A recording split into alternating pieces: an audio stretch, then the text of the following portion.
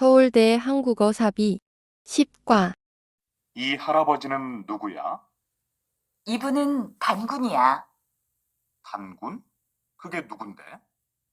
옛날에 한국 땅에 처음으로 나라를 세운 분이야. 단군의 아버지가 하늘나라에서 내려왔대. 하늘에서 내려왔다고? 에이, 말도 안 돼. 그러니까 신화지. 단군 신화라고 못 들어봤어? 단군 신화? 처음 듣는데? 10과 말하기 줄리앙 씨, 오늘 발표 아주 자연스럽게 잘하던데요. 잘하기는요. 아니에요. 정말 잘했어요. 줄리앙 씨를 볼 때마다 생각하는 건데 어렸을 때도 아주 모범생이었을 것 같아요. 공부도 잘하고 맡은 일도 성실히 하는 그런 학생이었지요. 제가요? 그렇지 않아요. 사실은 제가 고등학교 때 엄마 말을 잘 안 들었거든요. 그래요? 믿을 수가 없는데요. 지금 이렇게 모범적인데 그랬을 리가 없지요. 그때는 철이 없어서 그랬나 봐요. 엄마가 늘 일찍 들어오라고 하시는데도 항상 수업 끝나기가 무섭게 친구들과 놀다가 밤늦게 들어갔어요. 그래서 엄마가 늘 저한테 청개구리 같다고 하셨지요. 청개구리요? 10과 듣기 1 다음은 옛날 이야기에 대한 강연입니다. 잘 듣고 질문에 답하세요. 한국에서는 옛날 이야기를 시작할 때 보통 옛날 호랑이가 담배 피우던 시절에 라고 합니다. 이것은 지금은 생각할 수 없을 정도로 아주 오래된 이야기라는 뜻입니다. 그런 옛날 이야기에는 동물이 많이 나오는데 그중 호랑이는 한국의 옛날 이야기에서 가장 자주 등장하는 동물입니다. 호랑이는 사람을 잡아먹는 무서운 동물로 나오기도 하고 자기를 도와줬던 사람에게 은혜를 갚거나 의리를 지키는 친구로 나오기도 하며 사람을 괴롭히다가 벌을 받는 동물로 나오기도 합니다. 또 다른 동물들의 놀림을 받는 어리석은 동물로 나오기도 하고 호랑이와 곶감 같은 이야기에서처럼 아주 겁이 많은 동물로 나오기도 합니다. 무섭고 위험한 동물인 호랑이를 사람들이 좋아했을 리가 없는데 옛날 이야기에는 왜 이렇게 자주 호랑이가 등장하는 것일까요? 옛날에는 호랑이가 먹이를 찾아 마을로 내려오는 일이 자주 있었기 때문에 한국 사람들에게 호랑이는 무섭고 위험한 동물이면서 생활 속에서 자주 만날 수밖에 없는 동물이었습니다. 그래서 호랑이 이야기가 많이 만들어지게 된 것입니다. 10과 듣기 2 다음은 호랑이와 나그네라는 옛날 이야기입니다. 잘 듣고 질문에 답하세요. 옛날 호랑이가 담배 피우던 시절에 호랑이 한 마리가 길을 가다가 깊은 구멍에 빠졌어요. 마침 지나가던 한 남자에게 호랑이가 꺼내달라고 부탁했으나 그 남자는 무서워서 싫다고 했어요. 내가 너를 구해주면 나를 잡아먹을지도 모르는데 어떻게 너를 꺼내주겠니? 제가 그럴 리가 있겠어요? 절대 안 잡아먹을 거예요. 나중에 은혜를 꼭 갚을 테니 제발 꺼내주세요. 그래서 남자는 호랑이의 말을 믿고 호랑이를 꺼내주었어요. 그런데 호랑이는 구멍에서 나오기가 무섭게 그 남자에게 달려들었어요. 은혜를 갚겠다고 약속을 했잖아. 그러지 말고 다른 친구들에게 나를 잡아먹어도 좋은지 한번 물어보자. 그래서 호랑이와 남자는 먼저 소나무한테 물어봤어요. 사람들은 나무를 함부로 잘라서 쓰니까 잡아먹어도 돼. 남자는 깜짝 놀라서 다시 지나가던 황소에게 물어봤어요. 사람들은 일만 잔뜩 시키고 나를 먹기까지 하니까 잡아먹어도 돼. 그래서 호랑이가 남자를 잡아먹으려고 하는데 토끼 한 마리가 깡충깡충 뛰어왔어요.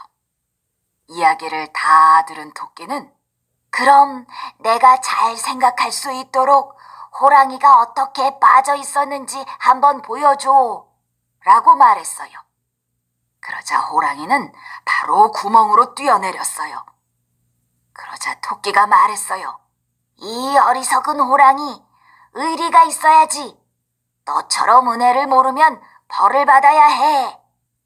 영리한 토끼의 도움으로 남자는 무사히 집에 갈 수 있었답니다. 11과 양파 길이가 서로 다르네. 응, 내가 말의 영향에 대한 실험을 좀 하고 있어. 아침마다 왼쪽 양파한테는 짜증나라고 말하고 오른쪽 양파한테는 사랑해라고 말해줬더니 이렇게 다르게 자랐어. 에이, 양파가 어떻게 말을 알아들어? 그냥 서로 다른 양파라서 그런 거 아니야? 아니야. 같은 날 크기가 똑같은 양파로 실험을 시작했어. 그래? 양파한테 말이 이렇게 영향을 준다고? 그럼 사람한테도 영향을 줄 텐데. 11과 말하기. 지금 저 사람들이 무슨 말을 하는지 도대체 알아들을 수가 없구나. 아, 저건 정말 좋다는 뜻이에요. 요즘 젊은 사람들은 다 저렇게 줄임말을 쓰더라고요. 저도 친구들하고 말할 때 가끔 써요. 그래? 난 저런 말 좀 안 썼으면 좋겠다. 왜요? 전 줄임말을 사용하면 재미있고 좋던데요. 그래도 의사소통을 하려고 말을 하는 건데 줄여서 말하면 못 알아들을 수도 있잖아. 서로 못 알아들으면 말이 무슨 소용이 있어. 에이, 아버지.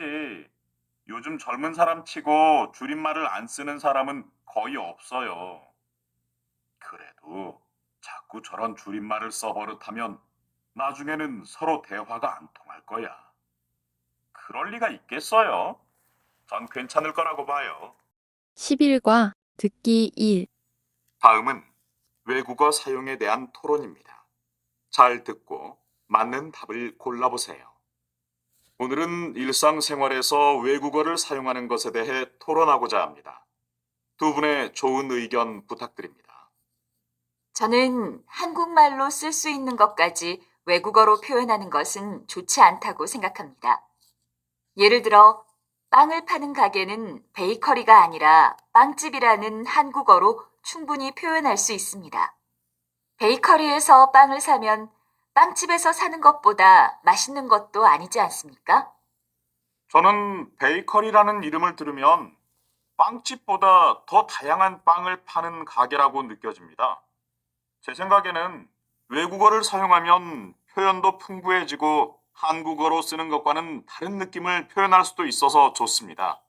그런 느낌의 차이는 축제 이름에서도 알 수 있습니다.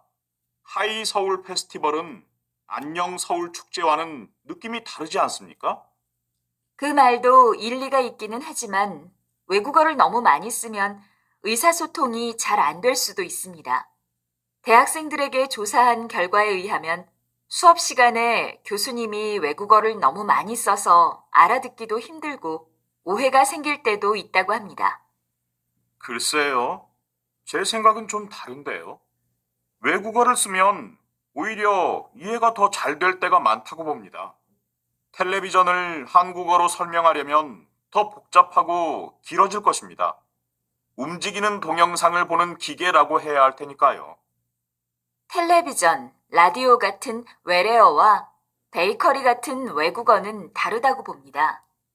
이미 한국어로 굳어진 외래어들을 사용하는 것이 문제는 아니라고 생각합니다. 한국어를 써도 되는데 굳이 외국어를 사용하는 것이 문제지요. 11과 듣기 2. 다음은 줄임말 사용에 대한 대화입니다. 잘 듣고 맞는 답을 골라보세요. 어휴, 배고파. 우리 뭐 먹을까요? 전 짬짜면 먹을래요. 짬짜면요? 그게 뭐예요? 짬뽕과 짜장면을 반씩 주는 메뉴예요. 저처럼 중국집에 와서 짜장면 먹을까, 짬뽕 먹을까 고민하는 사람한테 딱 좋은 음식이지요. 그런 이름은 처음 들어봐요. 이름만 들으면 무슨 음식인지 알기 어려울 것 같은데요. 그렇기는 하지만 짬뽕과 짜장면 반씩 주세요 하는 것보다는 쉽고 재미있잖아요. 남자친구를 남친, 여자친구를 여친 이렇게 부르는 것처럼요. 요즘에는 짬짜면 같은 줄임말을 인터넷뿐 아니라 보통 대화에서도 많이 쓰더라고요. 저도 봤어요. 편의점 앞에 알바 구함이라고 쓴 걸 보고 그게 무슨 말인지 물어본 적도 있어요. 저는 외국인이니까 그런 단어가 나올 때마다 물어봐야 해요. 얼마 전에 인터넷 뉴스에서 봤는데 줄임말은 일단 짧으니까 간단하게 말할 수 있어서 사람들이 선호한대요. 그래도 제가 생각하기에는 누가 들어도 알 수 있는 말을 사용하는 것이 맞는 것 같아요. 텔레비전에서 봤는데 그런 말을 못 알아들어서 대화가 끊길 때 그 말을 모르는 사람을 무시하거나 비웃는 경우도 있더라고요. 그 말도 맞기는 하지만 저는 그렇게 부정적으로 생각하지는 않아요. 전 오히려 친근한 느낌이 들고 재미있던데요. 줄임말은 젊은 사람들의 새로운 문화라고 생각해요. 하지만 줄일 필요가 없는 말들을 자꾸 짧게 줄여 쓰면 원래의 말은 안 쓰게 되고 계속 이상한 말들이 만들어질 것 같아요. 12과 북극곰이 살 곳이 없어지고 있다는 얘기 들었니? 그게 무슨 말이야? 북극곰은 북극의 얼음 위에서 살잖아. 그런데 그 얼음이 녹고 있어서 북극곰이 살 곳이 없어지고 있대. 그래? 얼음이 녹는 이유가 뭔데? 지구의 온도가 조금씩 높아져서 그렇대. 어떤 학자는 2050년쯤 되면 북극의 얼음이 전부 없어질 거라고 하던데. 그러다가 우리가 살 땅도 없어지는 거 아니야? 12과 말하기 스티븐, 뭐 하고 있어? 휴대폰을 새로 샀는데 사용법을 몰라서 이것저것 해보고 있는 중이야. 휴대폰을 또 바꿨다고? 새로 산 지 1년도 안 됐잖아. 그래도 요즘은 새 휴대폰이 계속 나오니까 조금만 지나면 낡은 것처럼 느껴지더라고. 아무리 그래도 그렇지. 멀쩡했잖아. 고장 난 것도 아닌데 자꾸 버리고 새로 사는 건 낭비 아니야? 멀쩡하지는 않았어. 가끔 인터넷 연결이 안 될 때가 있었거든. 고쳐서 쓰려다가 싸게 나온 제품이 있어서 산 거야. 너무 그러지 마. 새 것만 좋아해서 쓰던 물건을 자꾸 버리면 쓰레기가 계속 늘어나게 되잖아.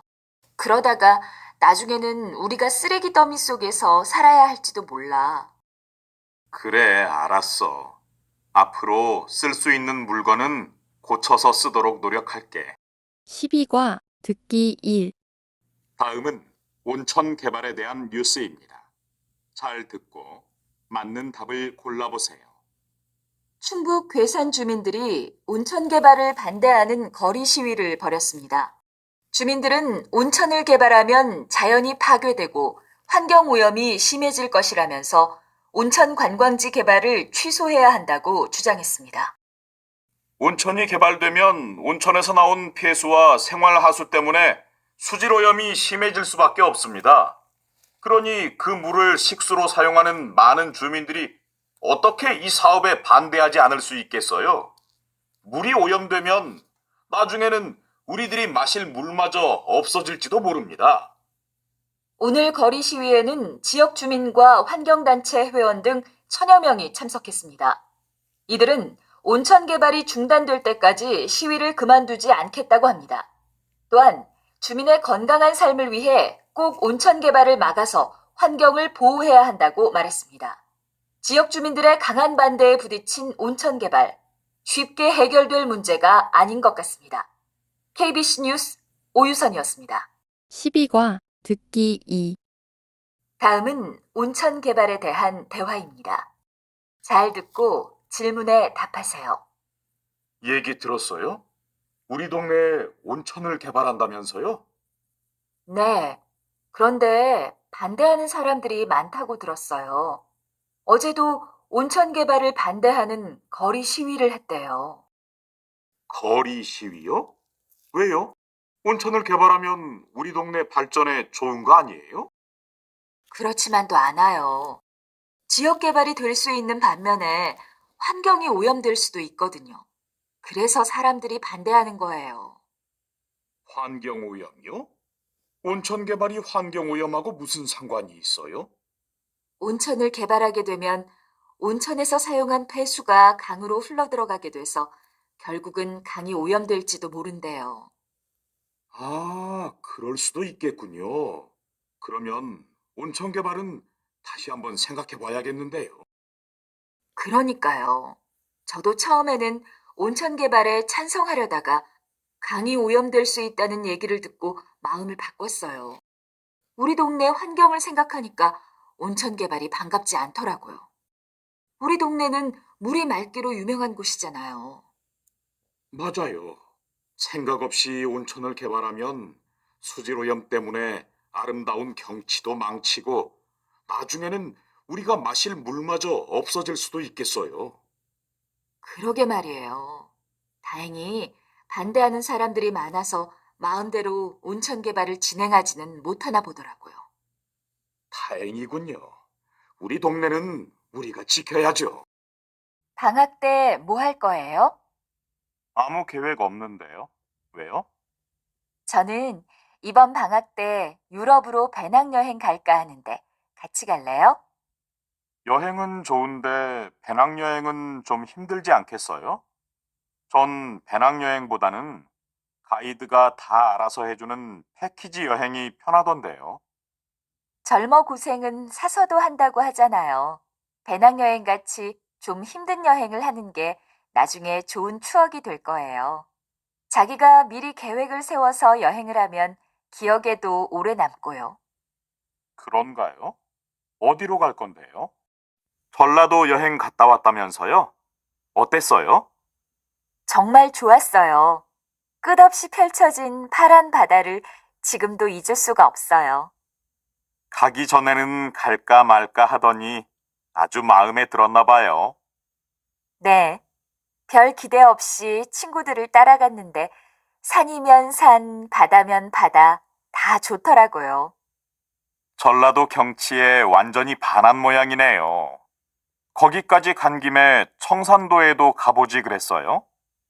안 그래도 청산도에 갔어요. 봄이라서 꽃이 활짝 피고 꽃잎이 바람에 날려서 영화의 주인공이 된 것 같았어요. 와, 말만 들어도 기분이 상쾌해지는데요. 그렇죠? 높은 빌딩이 줄지어 서 있는 도시와는 또 다른 풍경이었어요. 13과 듣기 1. 다음은 경복궁에 대한 안내입니다. 잘 듣고 맞는 답을 골라보세요. 안녕하십니까? 저는 오늘 여러분께 경복궁 안내를 해드릴 김재영입니다. 지금 여러분께서 계시는 이곳이 바로 광화문입니다. 광화문은 오늘 여러분이 보실 경복궁의 정문입니다. 자, 이제 광화문 뒤에 있는 문을 지나서 돌다리를 건너가겠습니다. 이쪽으로 오십시오.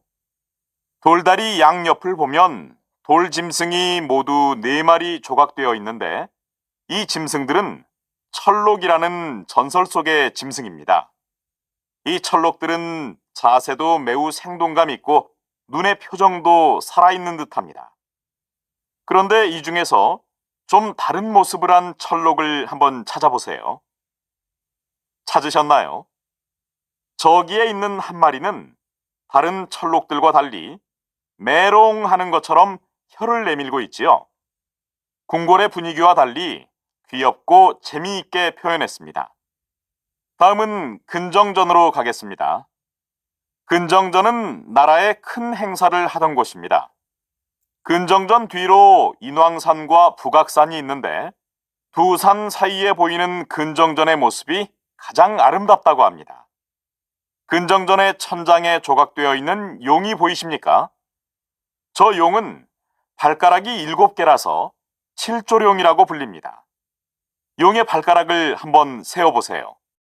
13과 듣기 2. 다음은 여행지에서의 대화입니다. 잘 듣고 질문에 답하세요. 어떡하지? 오늘 고궁박물관이 쉬는 날이었네. 월요일마다 쉬는 줄 몰랐어. 그래? 아쉽지만 할 수 없지 뭐. 다음에 다시 와야겠네.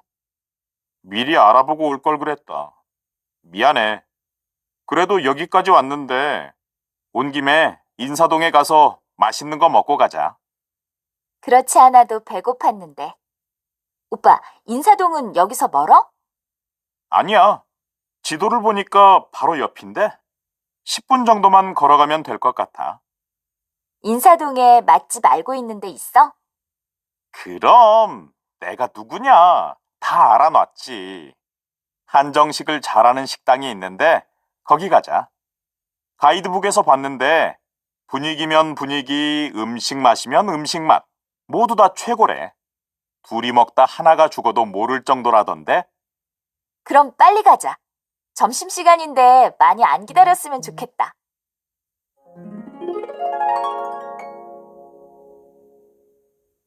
네? 예약을 안 해서 자리가 없다고요? 오빠, 이게 뭐야? 이제 어떡해? 너무 배고픈데. 14과 백화점 세일 기간이라서 그런지 사람이 많네요. 그러게요. 어? 이 옷도 세일하네요. 예전부터 사고 싶었던 옷인데. 잘 됐네요. 세일하면 얼마예요? 이 옷이 원래 12만 원인데 15% 할인이니까 얼마나 할인되는 거지요? 16,000원 싸지는 건가요? 그런가? 어디 12만 원에 15%면 아닌데요? 18,000원이잖아요. 아, 그래요? 아이고, 제가 숫자에 좀 약해서요. 14과 말하기 다음 달에 버스 요금이 8.5%나 인상될 거라는데요. 8.5%요? 그럼 얼마가 인상되는 거예요? 거리에 따라 요금이 다르기는 하지만 한 170원 정도 오르나 봐요. 꽤 많이 오르는데요? 매일 버스를 2번 타니까 한 달이면 10,000원이 더 들겠어요. 그러니까요. 요즘 환율이 떨어져서 생활비도 모자라는데 걱정이에요. 그런데 버스 요금은 왜 자꾸 오른대요? 물가가 인상된 데다가 최근에는 기름값까지 올라서 버스 회사들도 사정이 안 좋은가 봐요. 버스 요금이 오른다고 버스를 안 탈 수도 없고 걱정이네요. 자전거라도 사서 타고 다닐까요? 자전거 값도 만만치 않을 텐데요. 그냥 좀 씀씀이를 줄이고 아껴 쓰는 수밖에 없어요. 14과 듣기 1 다음은 한국 문화에 대한 설문조사 결과입니다. 잘 듣고 맞는 답을 골라보세요. 외국인들에게 가장 인상 깊은 한국 문화는 무엇일까요? 일반적인 예상과 달리 빠른 인터넷 속도라는 대답이 1위를 차지했다고 합니다. 윤영인 기자의 보도입니다. 지난달 한국 여행사에서 한국에 온 외국인 관광객 387명을 대상으로 설문조사를 실시했습니다. 가장 인상 깊은 한국 문화가 뭐냐는 질문에 45%의 응답자가 빠른 인터넷 속도라고 대답했습니다. 한국의 인터넷은 속도가 빠른 데다가 가격도 싸기 때문에 외국인들이 좋아한다고 합니다. 다음으로 응답자의 23%는 24시간 음식 배달을 꼽았습니다. 치킨이면 치킨, 떡볶이면 떡볶이, 원하는 음식은 무엇이든지 시킬 수 있고 밤 12시가 넘은 늦은 시간에도 배달해 주는 것을 보고 깜짝 놀란다고 합니다.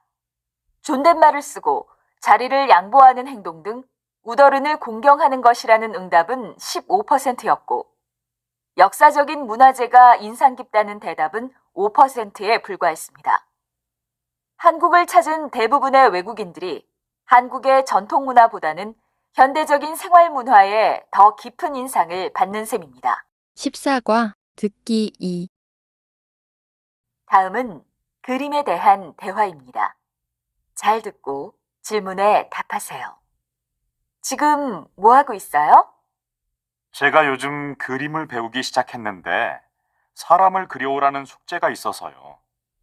그런데 제가 그린 사람이 좀 이상하지 않아요? 왜 그럴까요? 어디 봐요. 전체적으로 비율이 좀 안 맞는 것 같은데요? 비율이요? 무슨 비율이요? 사람이 눈으로 봤을 때 가장 아름답고 안정적인 비율이 있거든요. 그래요? 그런 게 있는 줄 몰랐어요. 그러면 사람을 그 비율에 맞게 그리면 아름다워 보인다는 말이에요? 네, 맞아요.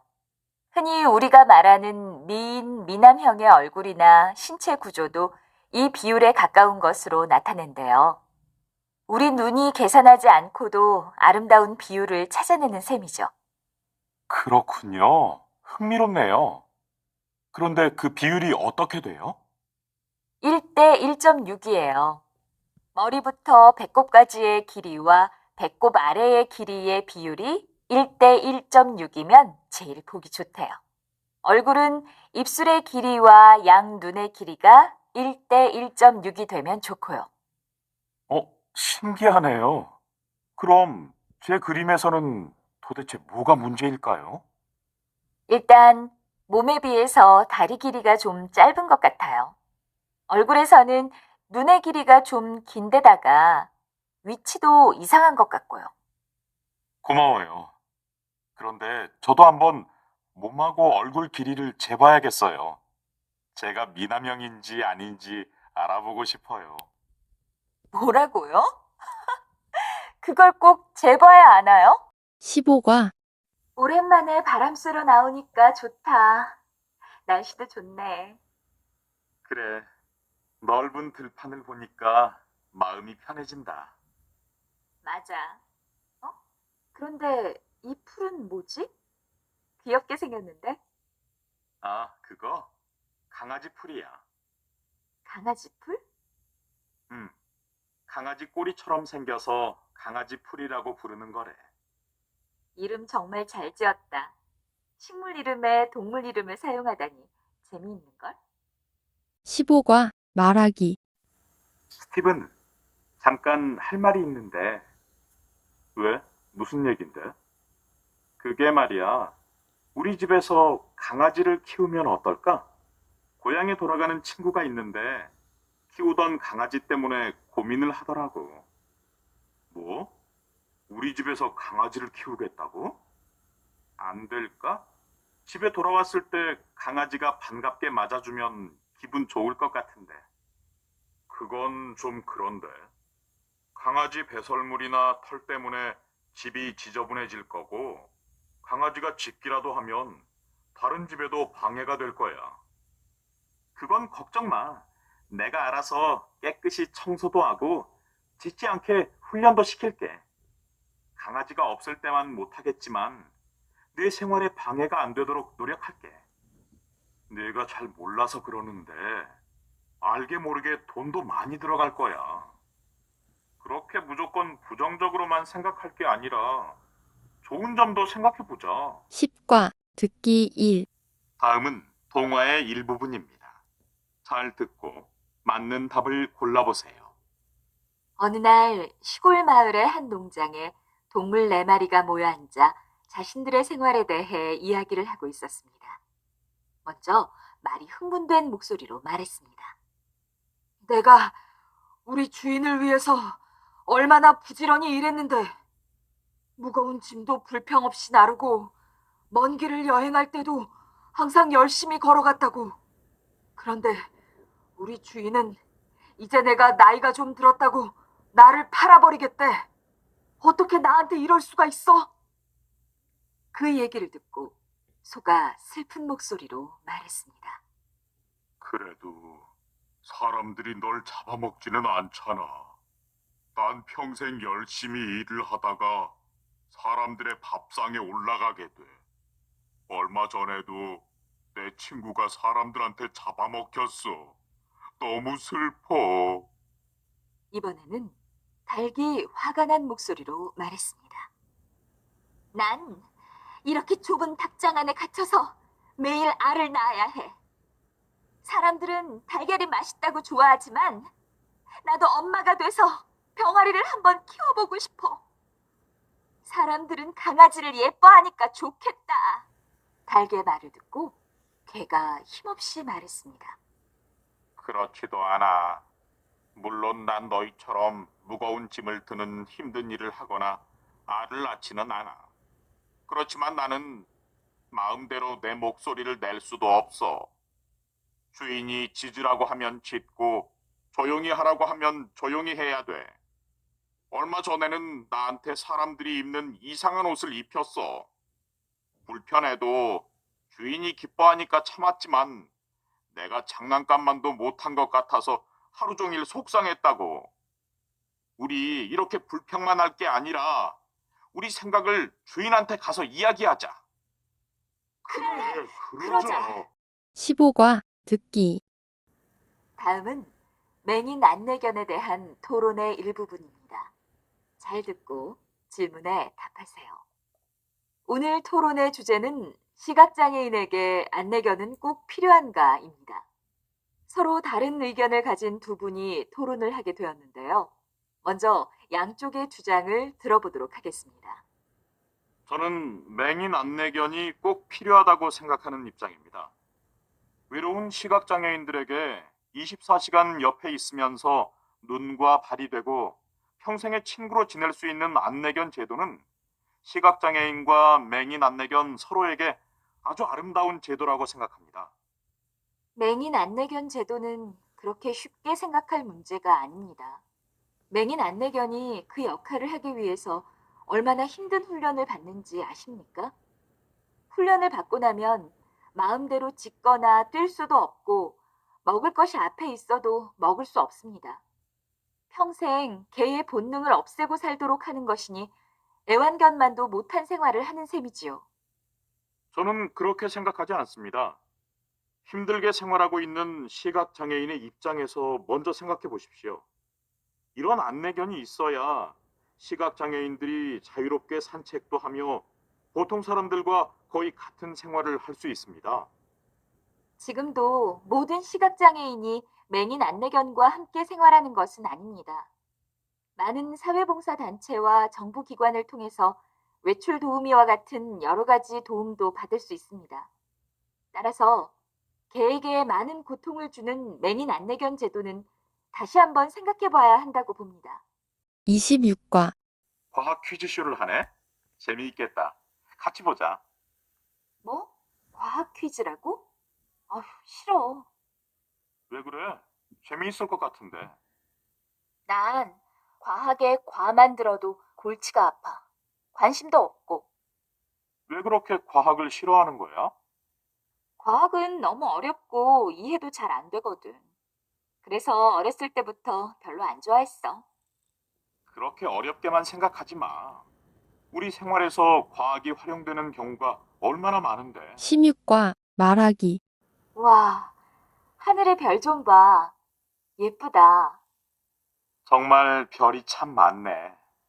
그런데 저 우주의 끝은 어디일까? 우주의 끝? 갑자기 우주에 대해 관심이 생긴 거야? 아니, 관심이 생겼다기보다는 얼마 전에 읽은 잡지 기사가 생각나서 그래. 과학자들은 우주의 끝이 있을 거라고 하더라고. 설마 우주가 끝이 있겠어? 우주는 끝없이 이어져 있다고 들은 것 같은데. 그렇지 않은가 봐. 과학자들의 연구에 의하면 우주는 끝이 있고 지금도 계속 그 크기가 커지고 있대. 그래? 그럼 끝이 어디라는 거야? 그건 아직 밝혀지지 않았어. 지금의 기술로는 그 끝을 알기는 어려운가 봐. 하지만 계속 커진다는 것은 끝이 있다는 말 아니겠어? 정말 그럴까? 나는 믿어지지 않는데. 16과 듣기 1. 다음은 라디오 과학 프로그램입니다.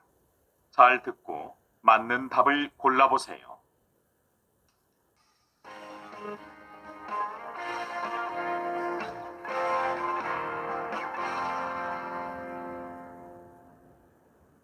우리 생활에서 찾을 수 있는 과학 상식을 소개해드리는 하루 한 가지 과학 시간입니다.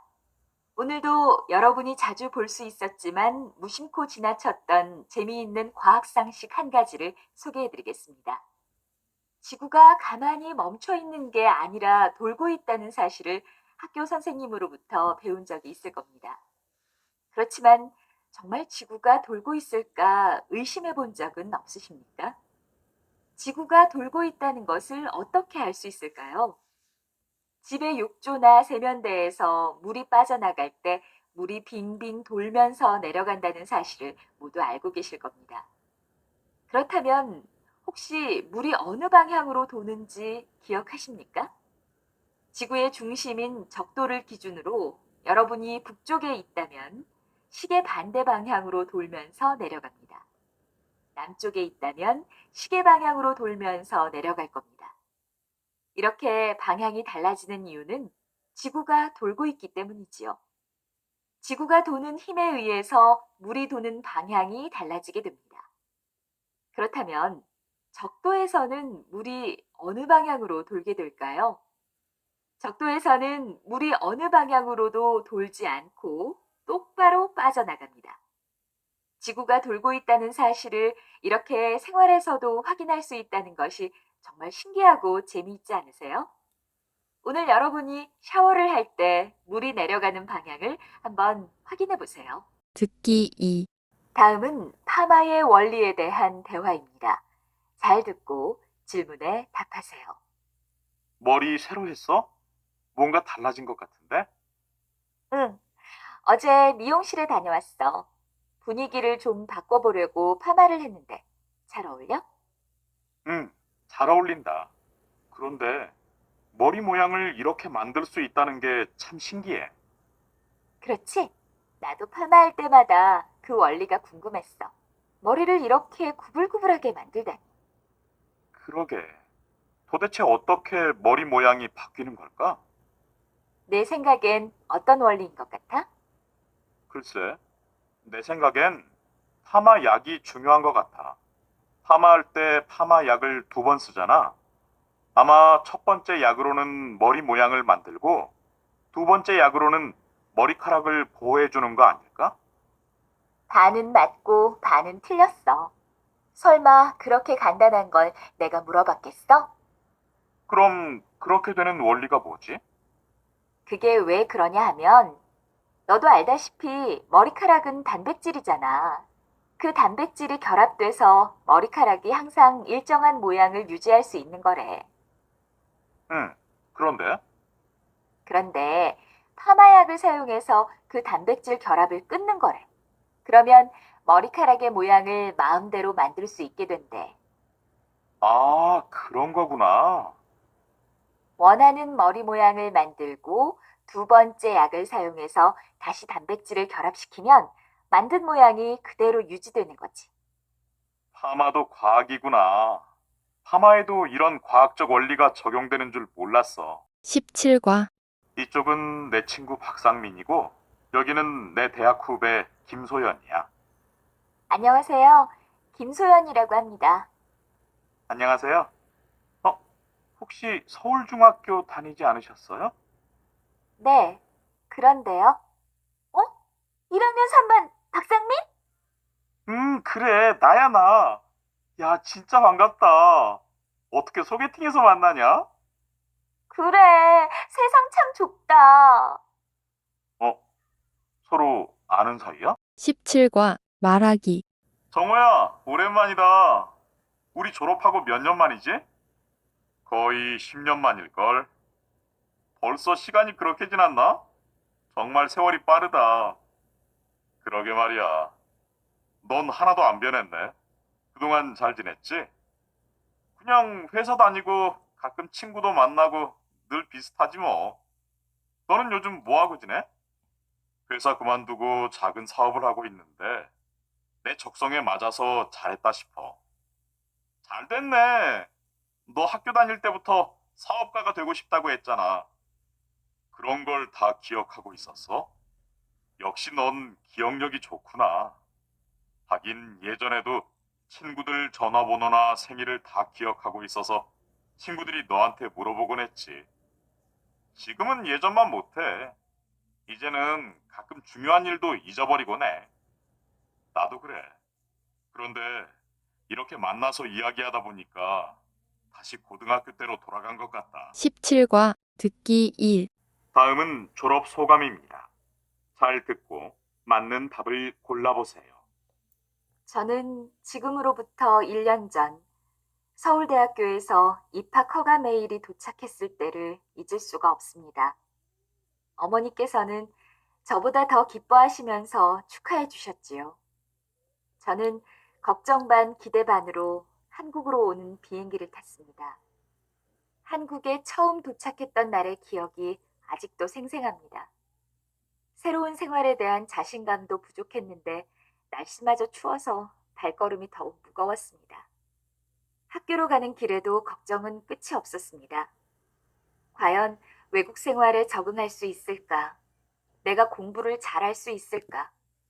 다른 나라에서 온 친구들과 어울릴 수 있을까? 수없이 많은 생각들이 머릿속을 맴돌았습니다. 하지만 수업이 시작되자 따뜻한 미소로 대해주시던 선생님 덕분에 긴장을 풀 수 있었습니다. 게다가 다른 친구들과 이런저런 대화를 나누다 보니 다들 나처럼 걱정하고 있다는 것을 알게 되어 마음이 놓였습니다. 우리는 같이 공부하고 모르는 것이 있으면 도와주고 쉬는 날에는 여행도 가고 스트레스 받는 일이 있으면 같이 노래방에서 미친 듯이 노래도 하곤 했지요. 이런 친구들이 없었더라면 아마 저는 중간에 포기하고 고향으로 돌아갔을지도 모릅니다. 이렇게 좋은 친구들과 다정한 선생님들과 헤어져야 할 시간이 되었다고 생각하니 많이 아쉽습니다. 옷깃만 스쳐도 인연이라는 말이 있습니다. 그러니 한국어를 배우면서 만나게 된 선생님과 친구들, 이 인연들이 얼마나 소중한지 모릅니다. 친구들아, 사랑해. 그리고 선생님, 정말 감사합니다. 듣기 2. 다음은 두 친구의 대화입니다. 잘 듣고 질문에 답하세요. 그럼 이번 주말에 고향으로 돌아가는 거야? 응, 토요일 2시 비행기야. 그렇구나. 세월이 정말 쏜살 같네. 그래, 우리가 처음 만난 게 엊그제 같은데 벌써 1년이 지났네. 우리 정말 재미있었는데. 주말마다 노래방에 가서 신나게 노래 부르곤 했었잖아. 내가 가수처럼 노래를 잘해서 처음에 깜짝 놀랐다니까. 내가 가버리면 나는 누구랑 노래방에 가냐? 나 말고도 노래방 좋아하는 친구들 많잖아. 뭐가 걱정이야? 나는 너랑 부산에 여행 갔을 때가 제일 기억에 남는다. 처음엔 말이 안 통해서 제대로 먹을 것도 못 사 먹고 길도 잘 못 찾아서 2시간 동안 헤맸었지. 그래, 그래도 재미있었는데. 너도 힘들었을 텐데 그동안 나한테 왜 그렇게 잘해줬어? 어, 그래도 힘들 때마다 도와준 덕분에 한국어 공부도 잘 끝내게 되었어. 고마워. 고맙긴. 나도 널 만난 걸 잊을 수 없을 거야. 고향에 도착하면 연락할게. 그래, 나도 자주 연락할게. 건강하게 잘 지내. 나중에 내 고향에 꼭 놀러 갈게. 어? 우리 고향에? 어, 그래. 들어보세요. 안녕하세요, 여러분. 저는 이번에 4급을 마치고 역사학과에 진학하게 된 앨리스라고 합니다. 저는 그동안 4급반에서 여러 친구들과 같이 공부했습니다. 우리 반에는 중국 학생을 비롯해서 베트남, 스페인 등 여러 나라에서 온 친구들이 있었습니다. 저는 성격이 소극적이고 말도 없는 편인데 우리 반 친구들이 항상 저를 따뜻하게 대해주었습니다. 같이 시험 공부도 하고 가끔 용돈이 떨어지면 학생 식당에서 맛있는 밥도 사주는 친구들 덕분에 아주 즐거운 시간을 보냈습니다. 선생님들께서도 많은 도움을 주셨습니다. 옛 이야기, 환경, 과학 등 다양한 주제로 최선을 다해 가르쳐 주셨습니다. 또 쓰기 숙제를 내면 꼼꼼하게 고쳐주셔서 우리의 한국어 실력이 향상되는 것을 느낄 수 있었습니다. 원래 말이 없어서 친구가 적었던 제가 지금은 오히려 발이 넓다는 소리를 들을 정도로 친구가 많이 생겼습니다. 한국어 공부를 하지 않았다면 이런 좋은 기회를 놓칠 뻔했다는 생각이 듭니다. 그래서 저는 고향 친구들에게 한국어를 배우고 싶거든 한국에 와서 직접 배우라고 조언해 줍니다. 처음 한국에 왔을 때 손짓 발짓으로 의사소통을 하던 제가 이 자리에서 소감을 발표할 정도로 한국어 표현력이 좋아진 것은 여기 계신 선생님과 친구들 덕분입니다. 마지막으로 여러분께 진심으로 감사하다는 인사를 드립니다. 18과 가지 말라고 개두짝을 떨어보고 나면 도로소 턱턱 털고 돌았다 돌아보면 도로 하나 갖다 그고 돌았다 돌아보면 도로가 쌀이 도로 갖다 돌았다 돌아보면 도로 하나 갖다 그고 돌았다 돌아보면 도로 하나 갖다. 노래를 잘 못 알아듣겠어요. 힙합 같기도 한데. 판소리 흥보가 중 흥부가 박타는 장면이에요. 그렇군요. 그런데 무슨 내용이에요? 제비 다리를 고쳐준 착한 흥부가 박을 열었더니 보물이 막 쏟아져 나오는 장면이에요. 박에서 보물이 나온다고요? 네, 제비 덕분에 흥부가 부자가 되지요. 18과 흥부와 놀부 때, 옛날, 곳, 어느 마을. 나오는 사람, 흥부, 흥부 아내, 흥부 아이 1, 2, 3. 놀부, 놀부 아내, 제비, 해설자. 옛날 어느 마을에 흥부와 놀부 두 형제가 살고 있었습니다. 형 놀부는 마음씨가 고약했지만 동생 흥부는 마음씨가 착했습니다. 아버지가 돌아가시자 욕심 많은 놀부는 부모님이 물려주신 재산을 모두 차지해버렸습니다. 그래도 흥부는 아무 불평 없이 놀부네 집에서 온갖 일을 도우며 살았습니다. 네 이놈 흥부야. 너는 언제까지 내 집에서 살 생각이냐? 자식을 9이나 두고서 우리 집에 붙어 살다니 참 뻔뻔하기도 하구나. 잘못했습니다, 형님. 이제 아이들을 데리고 따로 나가서 살겠습니다. 그동안 먹여주고 재워주셔서 감사합니다. 이제부터는 제 힘으로 살아보겠습니다. 놀부는 흥부 가족을 내쫓아버렸습니다. 흥부는 가족들을 데리고 집을 나와 산 아래 오두막집을 짓고 살게 되었습니다. 아버지, 배가 고파요. 쌀밥 좀 실컷 먹어봤으면. 뜨끈뜨끈한 국에 밥 좀 말아 먹어봤으면. 배가 고파 죽겠어요. 밥은 그만두고 이 자루 같은 옷이나 좀 벗었으면 서로 딱 붙어 있으니 답답해 죽을 것 같아요. 여보, 아이들이 배가 고파서 저렇게 졸라대니 형님 댁에 가서 먹을 것 좀 얻어와야겠어요. 가지 마세요. 또 야단만 맞을 거예요. 걱정 말아요. 설마 형님이 동생을 모른 척 하겠어요? 내가 얼른 다녀올게요. 그래서 흥부는 놀부 집을 찾아갔습니다. 형님, 아이들이 배가 고파 그러니 먹을 것 좀 주세요. 나중에 꼭 갚겠습니다. 뭐? 먹을 것을 달라고? 먹을 게 없으면 부지런히 일을 할 생각을 해야지. 아이고, 형님, 왜 이러십니까? 애들이 배고프다고 하도 졸라대서 왔습니다. 제발 먹을 것 좀 주세요. 아니, 여기가 어디라고 와서 먹을 걸 달라고 해요? 아이고, 형수님, 고맙습니다. 우리 형수님은 마음도 넓으시지요. 괜찮으시면 그 주걱으로 이 오른쪽 뺨도 좀 때려주세요. 우리 아이들도 좀 먹이게요. 뭐라고요? 얼른 이 집에서 나가지 못해요? 지금까지 살면서 먹여준 밥만 해도 어딘데 고마운 줄은 모르고 또 도와달라는 거예요? 흥부는 할 수 없이 쫓겨나서 터덜터덜 집으로 돌아왔습니다. 얼마 후 추운 겨울이 지나고 따뜻한 봄이 왔습니다. 흥분의 집 처마에는 제비들이 찾아와 집을 짓고 살고 있었습니다. 치즈베베, 치즈베베. 아버지, 얼른 와보세요. 제비가 뱀을 피하려다가 떨어져서 다쳤어요. 아이고 저런. 다리가 부러졌나 보구나. 걱정 마라. 내가 얼른 낫게 해줄 테니. 자, 약을 바르고 헝겊으로 잘 묶어주었으니 이제 괜찮을 거다. 치즈베베, 치즈베베.